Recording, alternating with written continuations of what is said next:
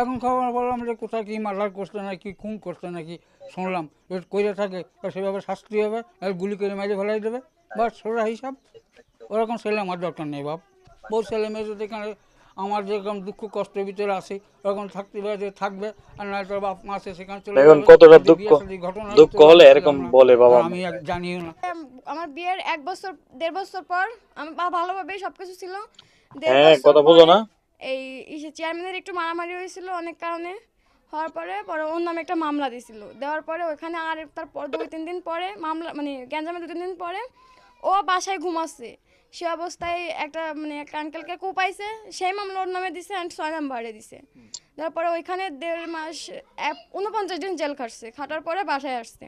বাসায় আসার পরে সব কিছু ঠিকঠাক ছিল, হাজিরা দিত।